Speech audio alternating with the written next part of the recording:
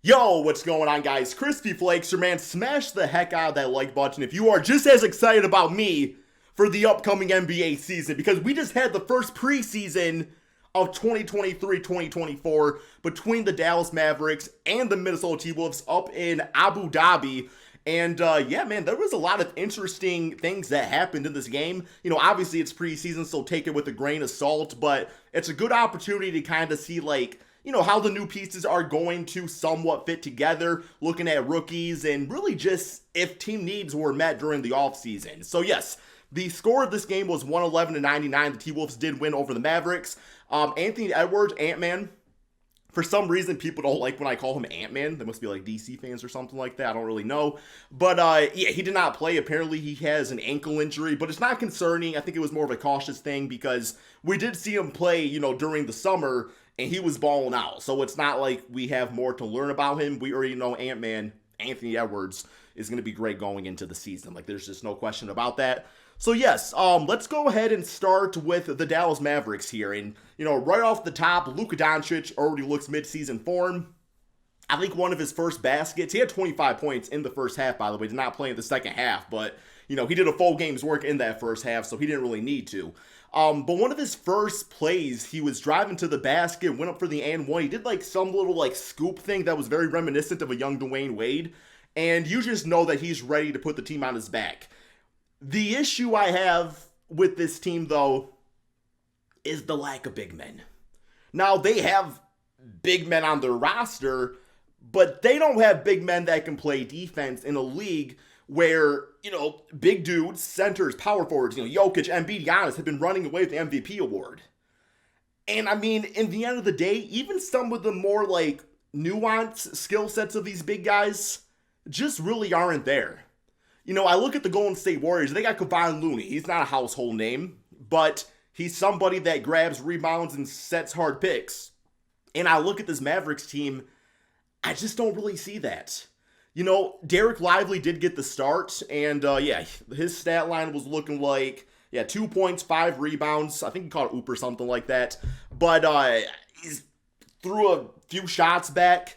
He's like 7'2". He's a freshman, or he was a freshman. I guess it was 19. Now he's a freshman in the NBA, technically, right? So there we go. Statement stands. But it's the same, once again, comparing to the Golden State Warriors when they had James Wiseman, where you can kind of look at this player and be like, okay, we have something here. But is this something here going to help us right now? And that's kind of the issue I have. Because beyond him, you're looking at Dwight Powell. Mari Cuban, you got to give him Dwight Powell, man, okay? You got to get Dwight Powell out of there, okay? There's better things to be had than Dwight Powell. You guys still have your mid-level exception. Go out there and get somebody. I don't know. Just do it. Get Nerlens Noel. I don't know if that's really an upgrade from Dwight Powell. Actually, if you look at the free agents available for the center position right now, there's not really a lot out there. You got to do something via trade. But yeah, so you got him.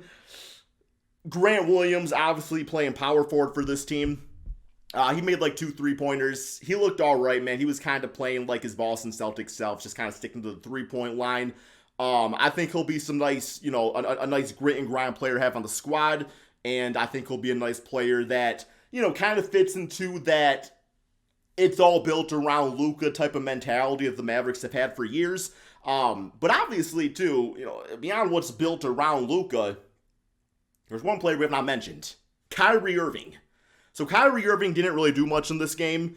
I think he was he was 1 for 6. He played 14 minutes, had 2 points, 2 assists.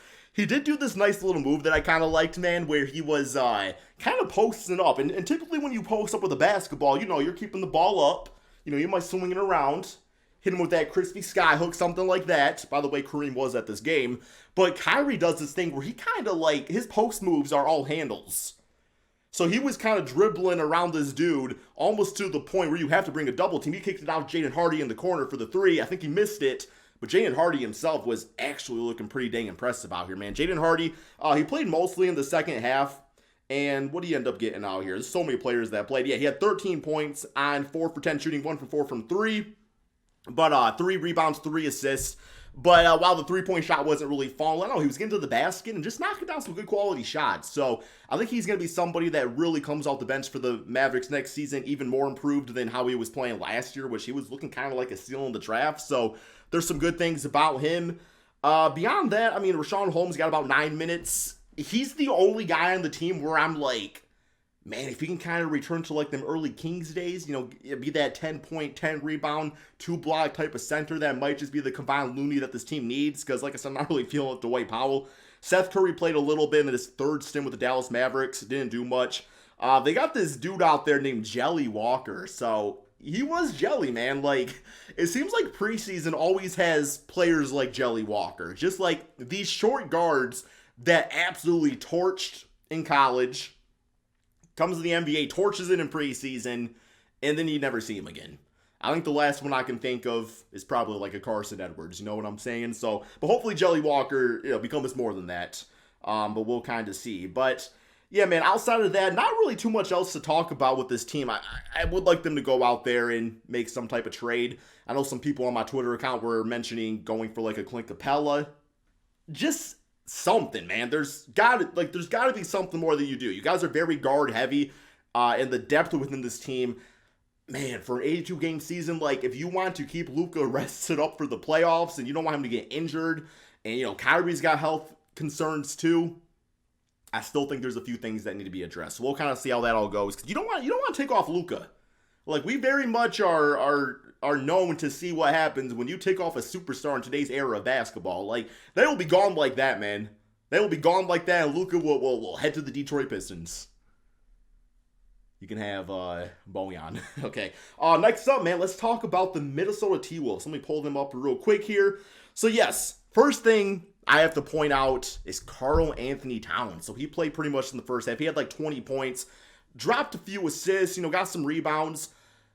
But I think the thing that I noticed the most about him is that he actually looks ready to play that 4 spot next to, Rudy Gobert. I thought going into last year, Cat was looking kind of like a fat cat. You might call him Garfield.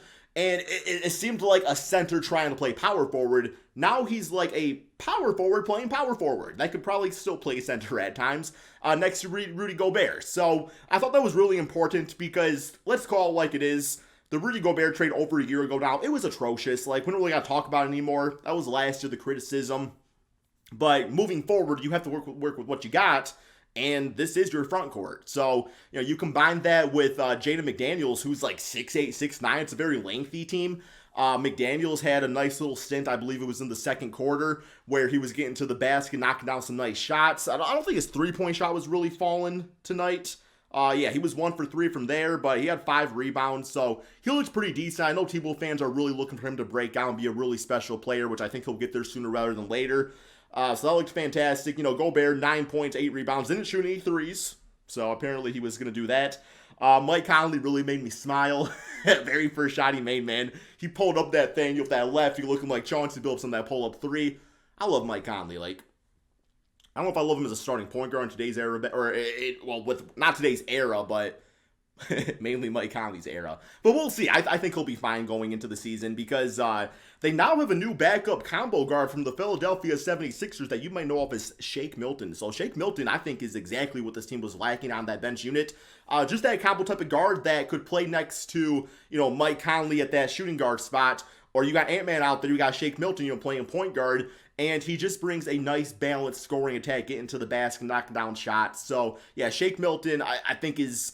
Not only am I happy for him because I felt like over the past few seasons on the 76ers, he was kind of falling back on the rotation because obviously Tyrese Maxey took off more than people probably expected. They brought on James Harden.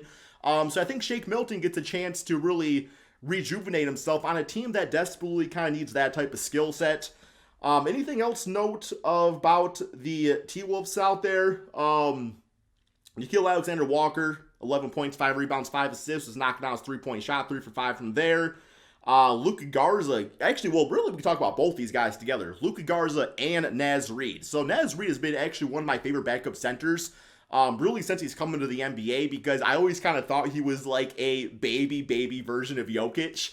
And what I mean by that is just, or maybe even Sabonis, a center that can just kind of play like a guard. And I was kind of seeing that with Luca Garza too, man, because you can definitely tell he's been working out with Naz Reid. Because Luca Garza, he was drafted by the Detroit Pistons, and I remember his first season in the Summer League and everything. He looked small. He looked very, he had the footwork, but he didn't quite have the mobility to go with it. He was looking lean out there, and he was looking like a guy that could potentially put, the ball on the floor and do some things with that. He was grabbing rebounds, being nice around the basket. Obviously, he has that three-point shot, but yeah, between Luca and Naz, you got some pretty solid depth there of some very skillful centers. So that was kind of interesting to see. Naz had 16.7 rebounds and Luca had 12.6 rebounds in only 11 minutes, by the way, which is fantastic. But outside of that, man, it was your pretty run-of-the-mill NBA game. It was a preseason, so like I said, we don't criticize too much here. But big takeaway is, I think Derek Lively is going to be a special player. I think it's going to take some time for him to get there. So in the meantime, I would much rather have the Dallas Mavericks go out and get somebody. I don't know who yet. You guys let me know in the comment section below. But that's all we have for this video. Be sure to drop that like, subscribe if new to the channel, and peace out, my friends.